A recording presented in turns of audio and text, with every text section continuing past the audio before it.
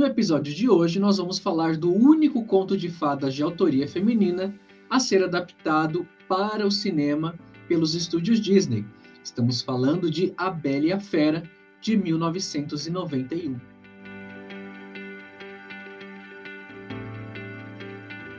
Muito boa noite, bom dia ou boa tarde a todos e a todas que estão nos assistindo aqui no canal Teoria das Fadas.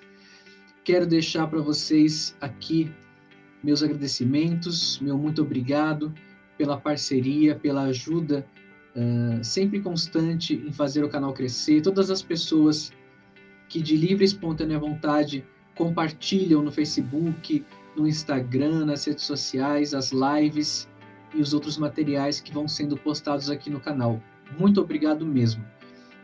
Se nós estamos fazendo isso, eu e a Lígia, é para entregar um conteúdo bom, né? Um conteúdo de pesquisa e que também possa, de certa forma, ser veiculado de forma leve e descontraída, né? É um projeto de extensão, como eu sempre digo. Para você que não é inscrito no canal, eu peço que se inscreva e também ative o sininho para você sempre ser avisado quando um novo conteúdo for postado por aqui. E não deixe de dar o seu joinha, né? O seu like aqui nesse vídeo. Bom, hoje nós falaremos, não é, de A Bela e a Fera. Quero dizer que esse já é o antepenúltimo episódio dessa série. A gente vai ter só mais 2 episódios.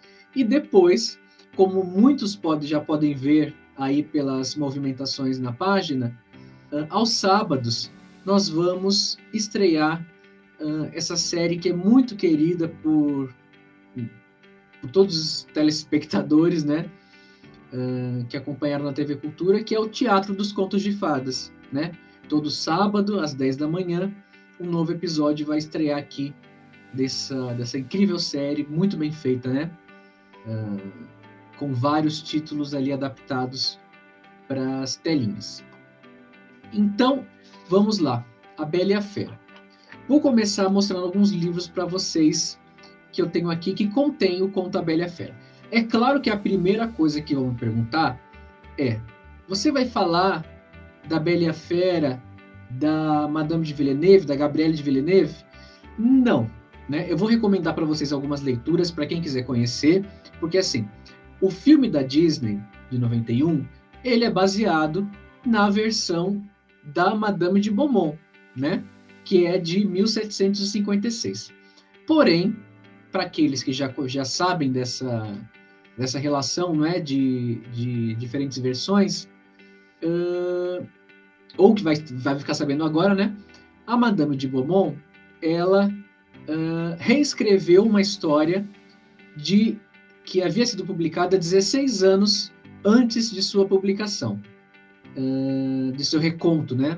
Que é A Bela e a Fera, da Gabrielle de Villeneuve, essa escritora francesa, responsável por essa primeira versão, ou como alguns dizem, a versão original do conto A Bela e a Fera, tá?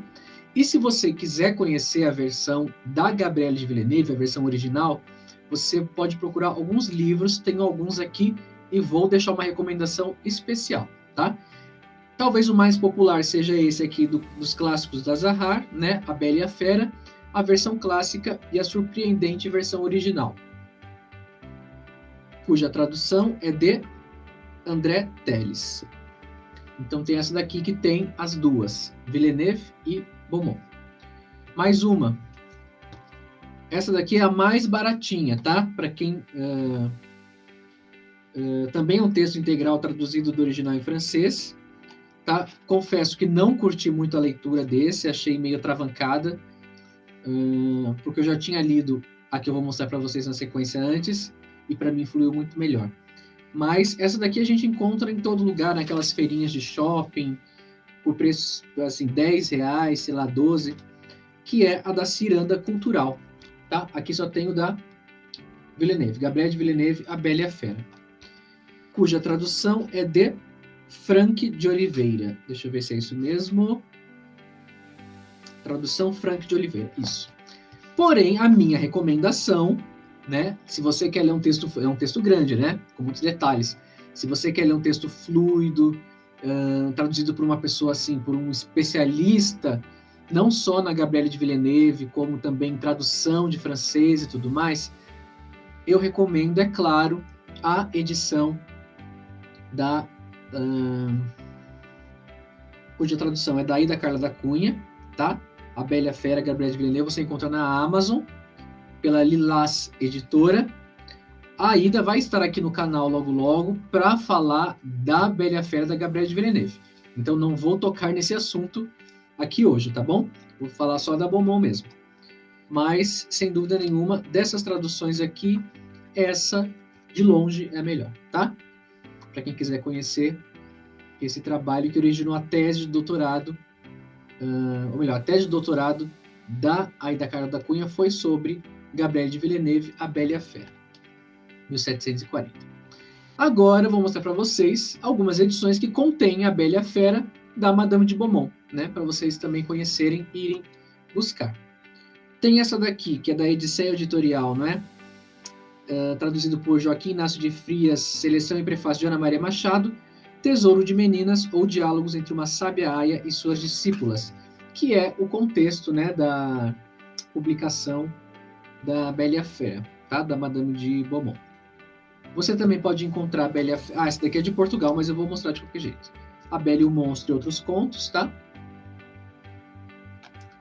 Cuja tradução é de... não fala aqui de quem é. Magda Bigote de Figueiredo.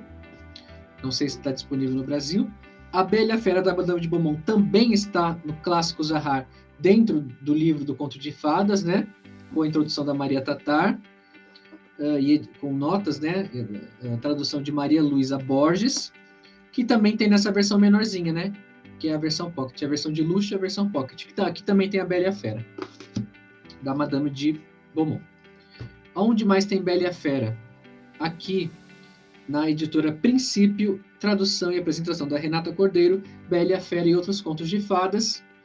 E também tem nesse livro aqui, O Príncipe Querido, e 2 contos da Madame Donois, que é essa autora que eu estudo, traduzidos também, que é A Bela dos Cabelos de Ouro e A Gata Branca. Você pode encontrar aqui também, tá? Vamos lá.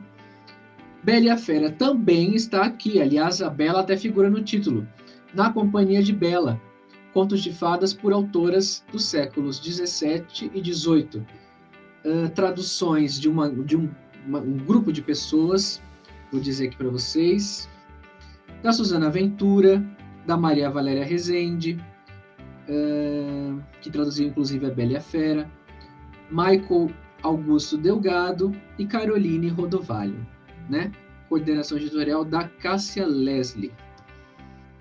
Projeto gráfico e ilustrações da querida Roberta Assi.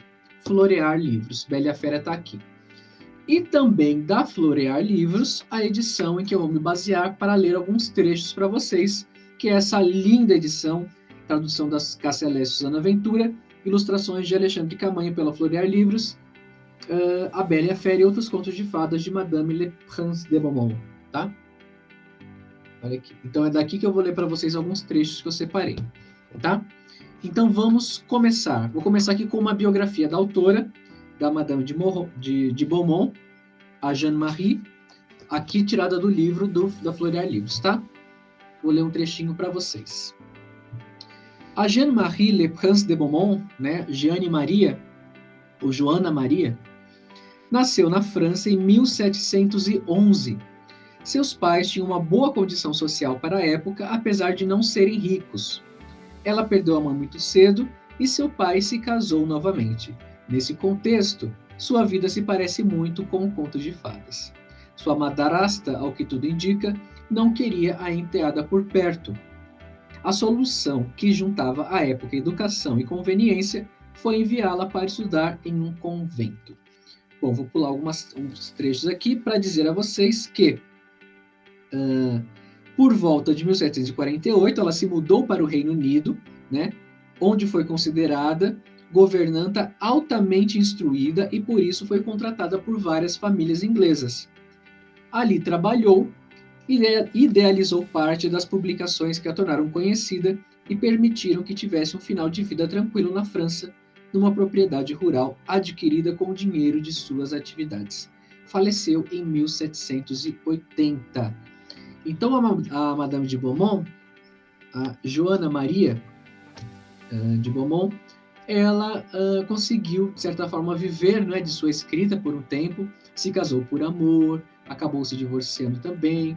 E A Bela e a Fera é uma publicação, um reconto, né, a partir do conto da da Gabrielle de Villeneuve, que figura nessa revista, né, a Magazine das Crianças, uma publicação idealizada pela Jeanne-Marie. Agora vamos lá. Vou falar para vocês um pouquinho sobre o filme da Disney, né?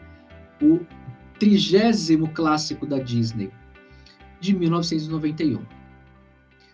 Nós temos a informação de que a primeira tentativa de Walt Disney sem sucesso para adaptar A Bela e a Fera em um filme de animação foi durante os anos 30 e 50, ou seja, naquele bojo, né, do sucesso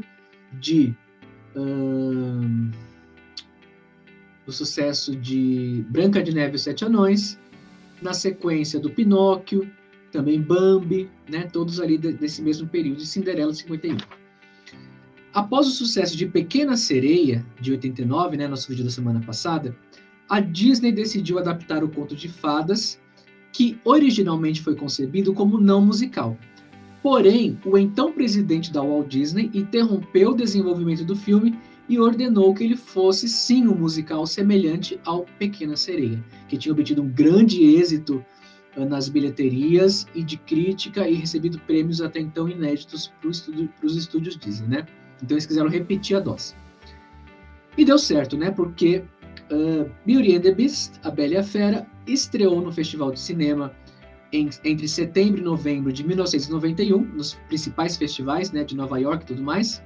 Foi um sucesso de bilheteria, aclamado pela crítica especializada, ganhou o Globo de Ouro de melhor filme e tornou-se o primeiro filme de animação a ser indicado para o Oscar na categoria de melhor filme, entre filmes de não animação, né? Não ganhou. Nesse ano, quem ganhou foi O Silêncio dos Inocentes.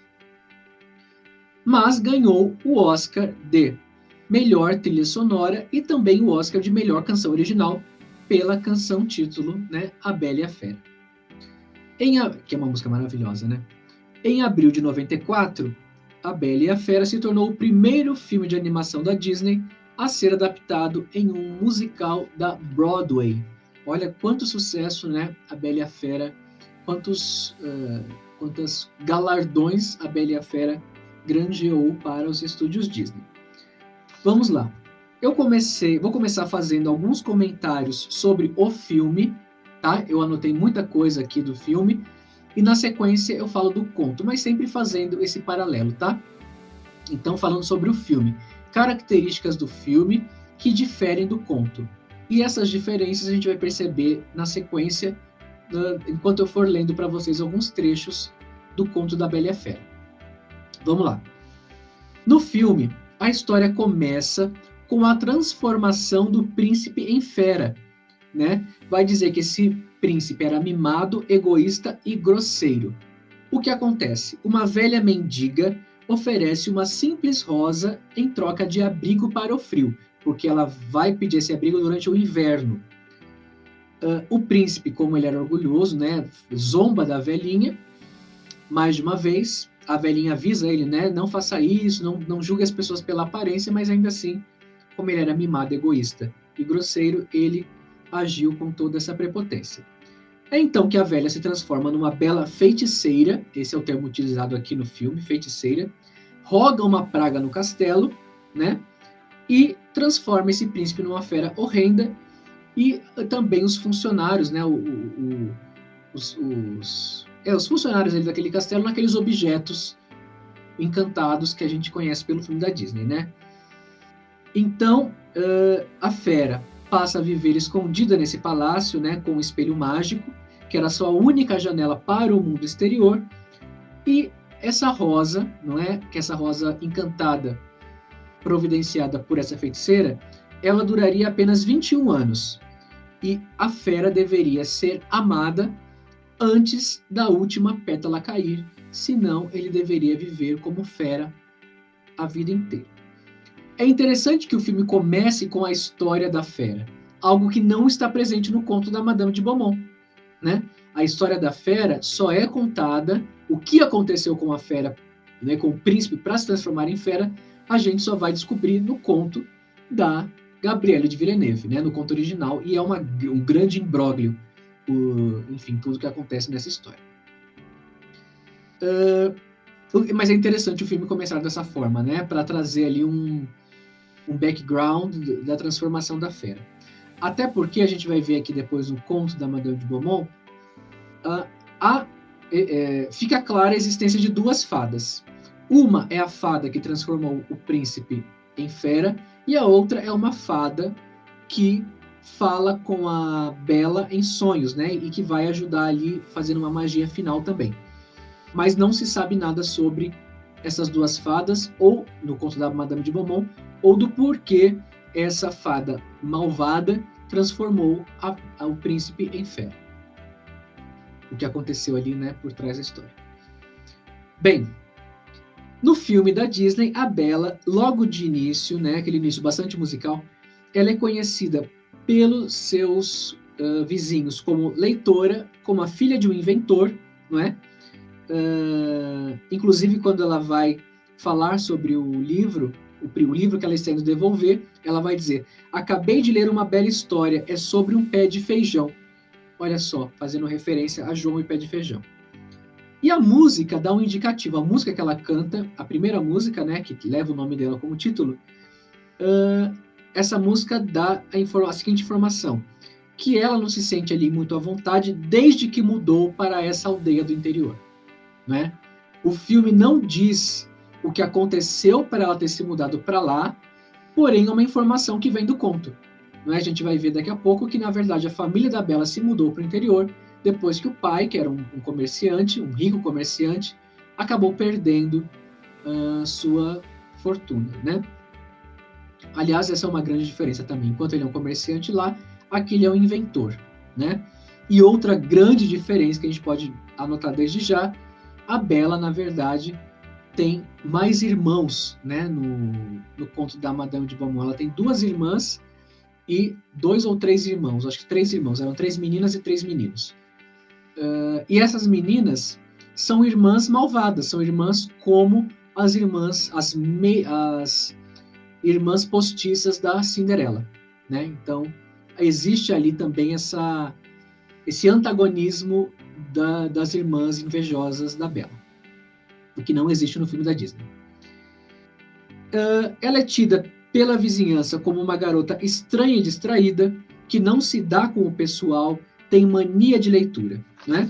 E o filme, logo no início, também vai apresentar 2 personagens que não existem no conto da Madame de Beaumont, que são o Gaston, né, esse grosseirão de personalidade tenebrosa, e o Le Fou, que é esse, não foi traduzido, né, como o bobo, né, seria a tradução de Le Fou do francês, que é o ajudante do Gaston, que aliás no live action, né, com a Emma Watson, virou um personagem ali com todos aqueles trejeitos LGBT, o que causou também um ruído entre os mais conservadores. O Gaston, ele vai dizer várias frases icônicas no filme, e talvez a mais icônica seja aquela, né? Não é direito uma mulher ler, logo começa a pensar, a ter ideias. Essa questão da leitura, né, da Bela ser uma leitora voraz, é muito presente no filme da Disney, e isso demarca bastante, né, a oposição dela com o Gaston e com esse círculo de pessoas ignorantes que vão seguir o Gaston. Vamos lá. O que acontece aqui no filme? Para o pai da Bela se perder, ele sai de casa para levar sua nova invenção a uma feira de invenções, né? E acaba se perdendo. O que é bastante diferente do conto, né? A gente vai ver já já.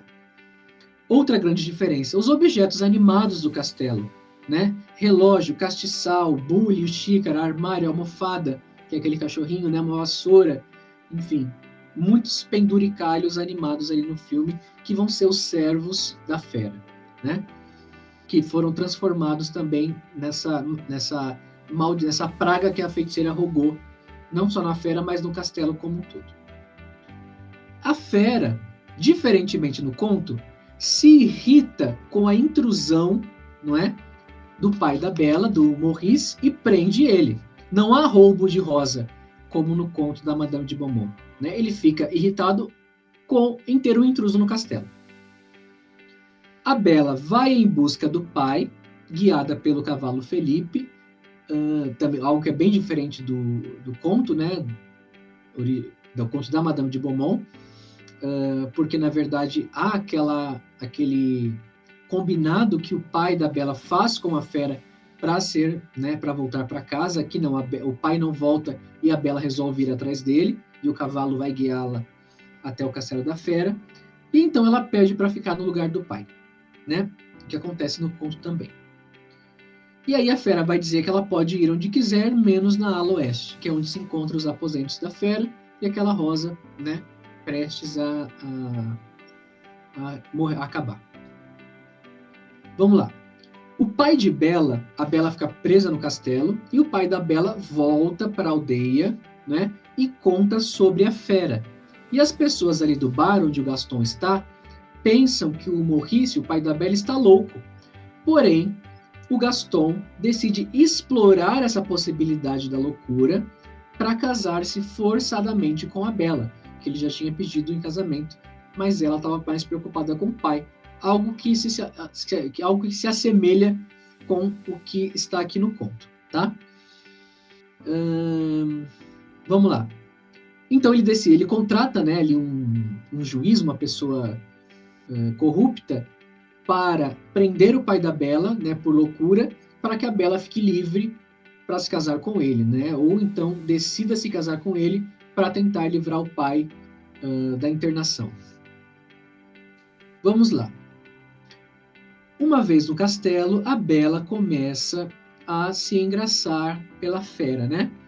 Mas o ponto alto do encantamento da Bela pela fera, sem dúvida nenhuma, o ponto de virada da história é com a biblioteca, né, que a fera entrega para a Bela como presente. A partir daí, começa uma sequência no filme que é da Bela começando a refinar os gostos da fera.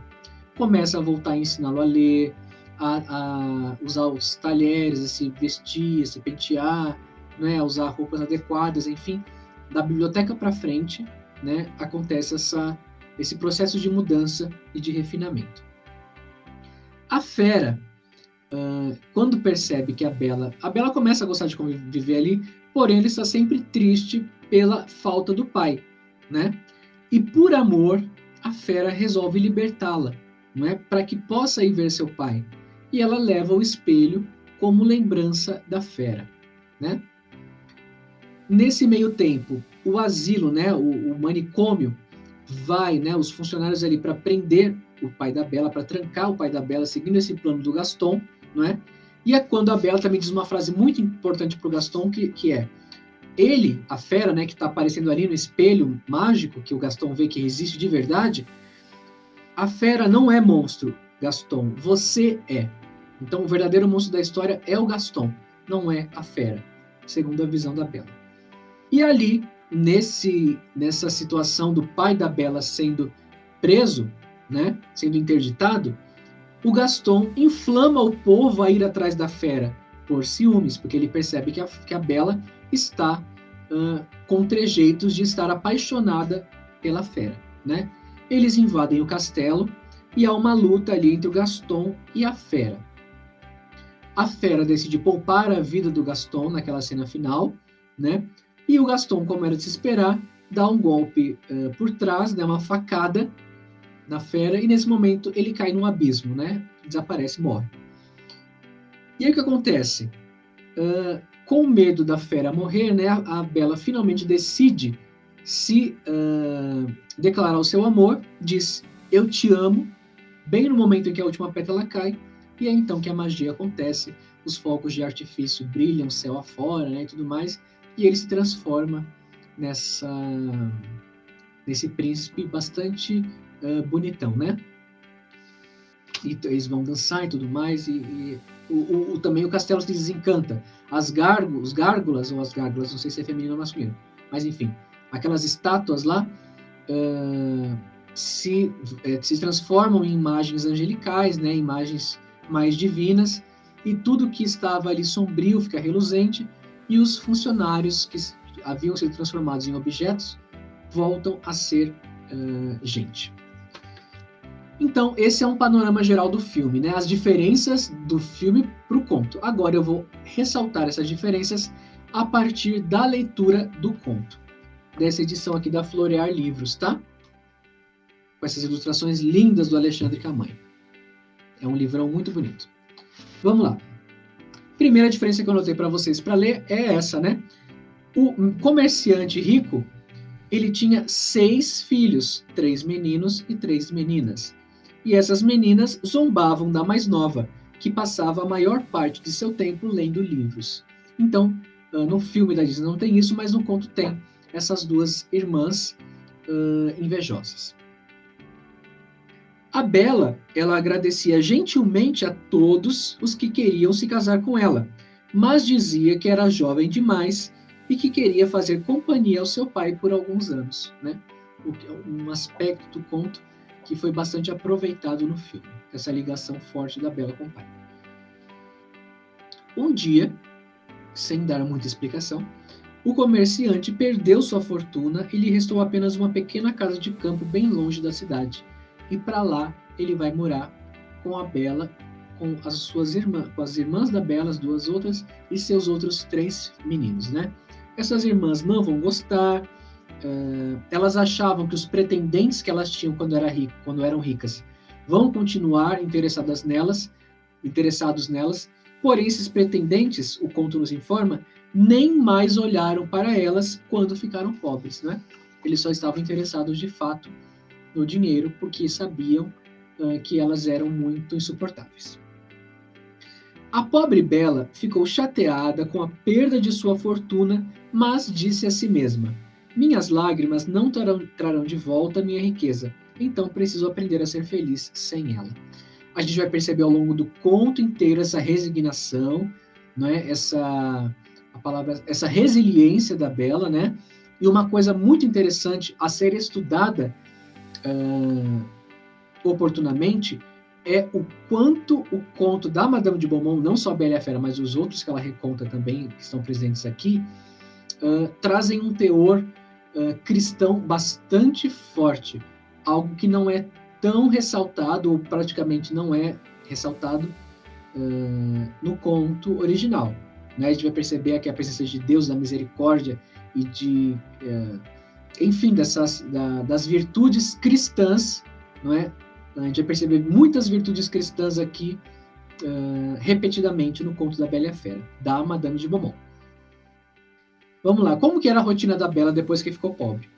Ela se levantava às 4 da manhã, se apressava em limpar a casa e preparar comida para a família. No começo ficava muito cansada porque não estava acostumada a trabalhar tanto. Porém, 2 meses depois, ela ficou mais forte e o cansaço que sentia deu lugar a uma saúde perfeita. Quando terminava seu serviço, ela ia descansar? Não necessariamente. Ela lia, tocava cravo ou cantava enquanto fiava. Ela fazia outras atividades. Olha lá. O pai, há uma falsa impressão de que ele vai conseguir recobrar esse dinheiro, né, o que não vai dar certo. E é nessa ocasião que ele está indo para a cidade que as irmãs pedem aqueles impropérios, né, vestidos, estolas de pele, chapéus e todo tipo de futilidades. E a Bela pede uma rosa. Por que ela pede uma rosa? Porque ela não se importava em ter uma rosa, mas ela não queria que seu exemplo depreciasse a conduta de suas irmãs, que diriam que ela não havia pedido nada apenas para parecer melhor do que elas. Né? Então ela pede uma rosa, e é justamente essa rosa que vai causar a situação toda. Aqui não existe aquela rosa que se despedaça, como no conto da Disney, porém a imagem da rosa é reaproveitada pelo filme da Disney, né? Com essa feiticeira e com esse prazo até a fera conseguir poder se desencantar. Então, a centralidade da imagem da rosa, apesar que utilizada para outros fins, acaba se mantendo também no filme da Disney. Então, ao atravessar uma grande floresta, o pai da Bela se perdeu. né, no filme, ele se perde indo levar sua invenção a uma feira de invenções, e aqui ele se perde voltando para casa tão pobre quanto antes. Ao contrário do filme, no conto da Madame de Beaumont, ele vai ser muito bem recebido no castelo, no sentido de ter uma recepção preparada e oportunizada pela própria fera. Então a fera não se irrita com o fato dele estar lá, pelo contrário, ele é muito bem recebido, come carnes, deita-se na cama, bebe vinho, tudo mais. A fera se irrita com o fato dele pegar uma rosa, né? Dele roubar uma rosa, que é o que a fera mais ama do que qualquer outra coisa no mundo. Entendeu? Então é justamente essa rosa que vai causar, né, esse imbróglio todo. A fera vai chamá-lo de ingrato e tudo mais. A fera vai dizer, olha só, uma outra passagem interessante aqui, da fera falando para o pai que ressalta a coisa de Deus, né? Você terá que morrer para reparar este erro de ter roubado uma rosa. Eu lhe concedo 15 minutos para pedir perdão a Deus. E depois a fera vai dizer, eu quero muito perdoar você, com a condição de que uma de suas filhas venha aqui voluntariamente para morrer em seu lugar. Então ele volta para casa, conta o que aconteceu, se mostra resignado, que é melhor que ele morra mesmo, já viveu, né, não sei o quê. Mas a Bela decide logo de cara que iria se sacrificar pelo pai. E essa decisão, né, da Bela se sacrificar pelo pai, apesar de parecer inicialmente insensata, eles voltam, o pai da Bela e a Bela voltam para o castelo. A Bela conta que vai ficar no lugar do pai e tudo mais, né? E ali se despedem e tudo mais. A Bela começa a ser bem tratada pela fera. E ali, uma coisa muito interessante que o conto ressalta para tornar a coisa mais verossímil é que, em sonho, uma boa senhora diz a Bela que ela permanecendo ali, não é? Ela vai ser bem recompensada. Então, assim, ela não precisa necessariamente temer o terror, né? Os terrores da maldade, da fera ou da morte. Então, ela se sente ali protegida por essa promessa que vem em sonho. Então ela começa a passar dias, como ela viu que não foi devorada no primeiro dia, ela percebe que pode sim, algo de especial pode ser desenvolvido naquele castelo. Olha só, a Bela vai ter uma fala muito interessante aqui. Por que eu deveria lamentar a morte de meu pai? Ele não vai morrer. Como o monstro está disposto a aceitar uma de suas filhas, pretendo me oferecer para aplacar sua fúria, e sinto-me muito feliz, pois, ao morrer, terei a alegria de salvar meu pai e provar minha afeição por ele. Não, irmã, disseram seus 3 irmãos, você não vai morrer. Vamos encontrar esse monstro, e se não pudermos matá-lo, morreremos sob seus golpes. Os irmãos da Bela, né, eles estão realmente muito tristes com o fato, vão chorar, né, com a ida da Bela para lá e tudo mais. As irmãs não, né, elas vão só esfregar uma cebola ali no olho para fingir que estão chorando.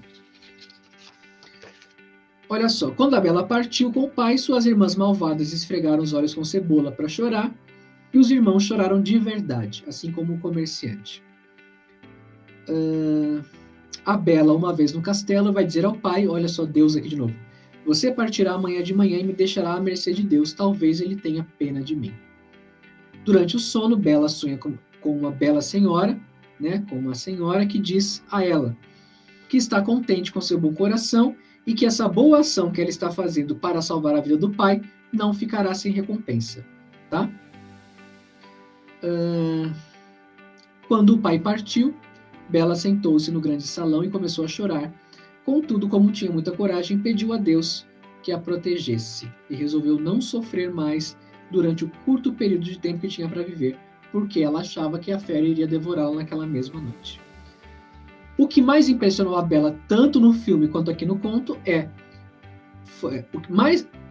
o que mais impressionou foram uma grande biblioteca, um cravo e vários livros de música.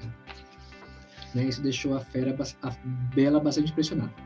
Havia um grande espelho também no castelo da fera, onde a Bela podia ver, né, o seu pai, suas irmãs e tudo mais. E aqui tem um diálogo muito interessante que eu quero contar para vocês, né?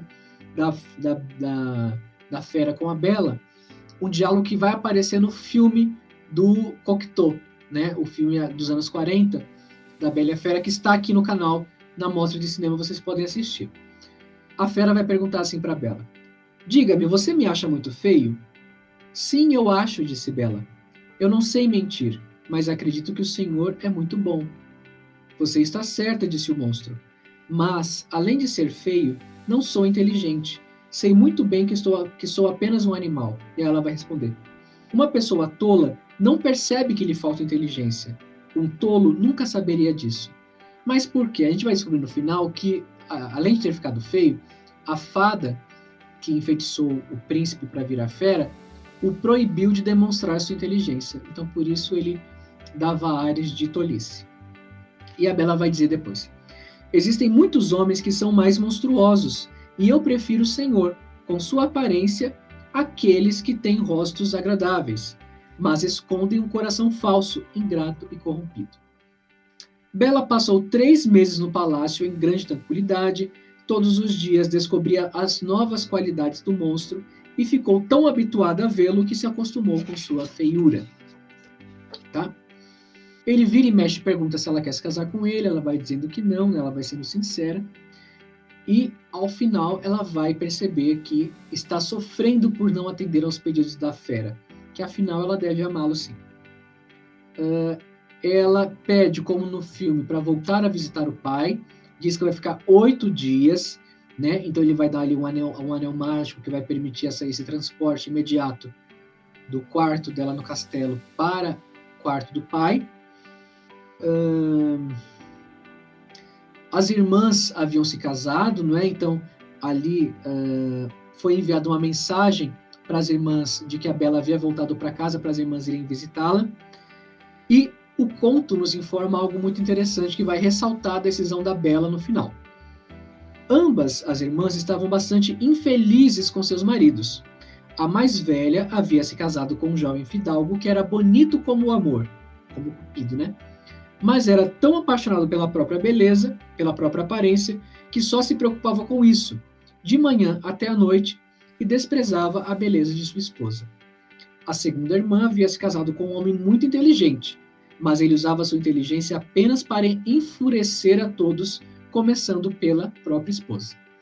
Então, os maridos das irmãs da Bela vão ajudá-la, né, esse exemplo vai ajudá-la a tomar a decisão de querer casar-se com a fera, né? Porque ela vai perceber que só beleza e inteligência não levam a pessoa a lugar nenhum, né? Não são garantias de felicidade. E a fera, apesar de ser feia, tinha um coração maravilhoso, né? As irmãs fizeram um plano para fazer a Bela irritar a fera, né? Para passar um tempo na casa, além dos 8 dias que ela havia prometido à fera, ela vai ficar um pouco a mais. E aí, passados alguns dias desse prazo, né? Ela vai pensar: será que não sou muito má por causar sofrimento a uma fera que se esforçou tanto para me agradar? É culpa dele que seja tão feio e tenha tão pouca inteligência? Ele é bom, e isso vale mais do que qualquer outra coisa. Olha que fala aqui para ser estudado. Resiliência ou seria passação de pano, né? Ou ensinando as mocinhas a valorizarem um certo tipo de comportamento masculino, né? Por que não quis me casar com ele? Eu seria mais feliz com ele do que minhas irmãs com seus maridos. Não é a beleza nem a inteligência que fazem uma mulher feliz. É a bondade de caráter, virtudes e complacência. E a fera tem todas essas qualidades, né? Depois de procurar em todos os lugares, ela se lembrou do seu sonho, que ela havia sonhado que a fera estava meio mortiça, né? Ali num bosque, perto de um canal, né, de água no jardim. E ela volta para o castelo, não encontra a fera, lembra-se desse sonho e vai encontrá-la realmente naquele local onde ela havia visto a fera desacordada em seus sonhos.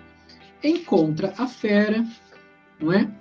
Disse que se casaria com ela, que não poderia, percebeu que não poderia viver sem a fera, E nesse momento, o palácio irradiou luzes, fogos de artifício, música, uma festa, como no filme no final.